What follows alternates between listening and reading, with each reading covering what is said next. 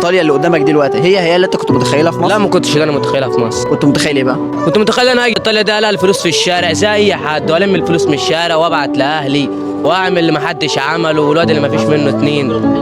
كنت حاسس ان انا اجي الاقي الفلوس كده في الشارع والناس تدينا الفلوس. هو ده اللي في دماغ الناس في مصر دلوقتي. الناس مش في دماغها اللي انت بيطلع عينك في الشغل وبتدفع الدم. الناس بتبص للصوره اللي انت بترفعها، ده بيشوفوا الصوره ده شغال، ده دنيته جميله، ده رايق، وما ما يعرفوش اللي انت كفران هنا وطلعان عين اهل. اللي انت شايفه قدامك دلوقتي يعني العيشه اللي انت عايشها واللي انت بتقول عليه يستحق المغامره اللي انت عملتها؟ ايوه يستحق اللي انا عملته ده كله. بس بس اي واحد تنصحه انه يجي بنفسه؟ لا ما انصحوش اللي هو يجي بحر. طب ليه؟ ما انت جيت اهو. انا جيت بحر عشان ما كنتش عارف ان ده كله يحصل معايا. انا لو كنت عارف اللي ده يحصل معايا والله العظيم لو كنت هدفع 3 مليون واجي قانوني كنت هدفعه. بس انت خلاص وصلت، انت خلاص وصل.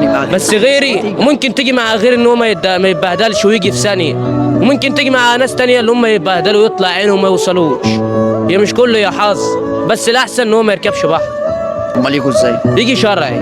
لو هيدفع 3 مليون والله العظيم يجي شرعي.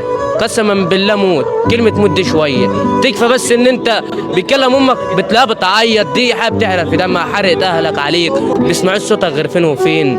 ده حاجه تعرف الدم لوحدها. واللي يجي هنا اول حاجه يحطها في دماغه اهله، ويشوف العذاب اللي هو شافه في البحر. اللي بعد العذاب ده كله اللي يجي يمشي هنا في الحرام يبقى ما يستاهلش اللي هو يعيش في البلد دي، ولا يستاهل يعيش على وجه الارض اساسا.